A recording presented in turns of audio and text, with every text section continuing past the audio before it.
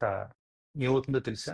మీ అంత్యక్రియలకండి కొన్ని గంటల తర్వాతే ఏడుపులు ఆగిపోతాయండి. వాళ్ళంతా మీ గురించి మాట్లాడడం మానేసి, భోజనాలు ఎలా ఏర్పాటు చేసుకోవాలో దాని గురించి చర్చించుకుంటారండి. పిల్లల్లో మళ్ళీ ఆడుకోవడం ప్రారంభిస్తారండి. కొంతమంది టీ తాగుతూనే బయటికెళ్తారండి. కొంతమంది బంధువులు వారి టూర్ ప్రణాళికలు మొదలు పెడతారండి. ఇంకొంతమంది భోజనాల్లో ఉప్పు ఎక్కువైందో, తక్కువైందో అని చెప్పి దాని గురించి చర్చిస్తారండి. ఏదో ఒక బంధువు అండి పెట్టిన ఖర్చుపై అసంతృప్తిగా ఉంటాడండి. మెల్లగా జనాలందరూ వెళ్ళిపోతారండి. కొన్ని రోజుల తర్వాత ఏమవుద్దంటేనండి, మీ ఫోన్‌కి ఎక్కడా అని చెప్పేసి మెసేజెస్ వస్తాయండి. మీ ఆఫీస్‌లో మీ ప్లేస్‌లో పనిచేయటకు వేరే కొత్త వ్యక్తిని నియమించుకుంటారండి. మీ ఫేస్‌బుక్ ఫ్రెండ్స్ మీరు పెట్టిన చివరి పోస్ట్‌ని ఒకసారి మళ్ళీ చూస్తారండి. మీ పిల్లలు సెలవులు ముగించుకొని వాళ్ళ జీవితాల గురించి ఆలోచించడం మొదలుపెడతారండి. మీ జీవిత భాగస్వామి తమ శేష జీవితం ఎలా గడపాలని చెప్పి ఇంకా ఆలోచిస్తారండి. పండగలు, సినిమాలు, క్రికెట్ మ్యాచ్‌లు అన్నీ ఎప్పటిలాగే వచ్చి వెళ్ళిపోతా ఉంటాయండి. పువ్వులు మళ్ళీ వికసిస్తాయండి. కాలాలు మారుతా ఉంటాయండి. జీవితం మెల్లగా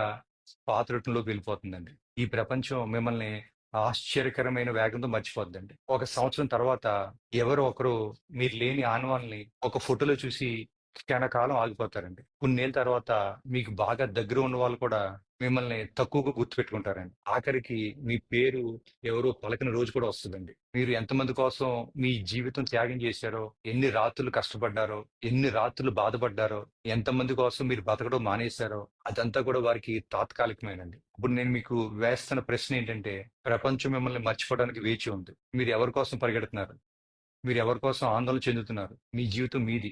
దాన్ని ఇతరుల అభిప్రాయాల కోసం త్యాగం చేయకండి. బంధుత్వాల కోసం నలిగిపోకండి. జీవితం ఒక్కసారే వస్తదండి. దాన్ని సజీవంగా, సంతృప్తిగా మీ మనసుకు నచ్చినట్టు జీవించండి. Thank you.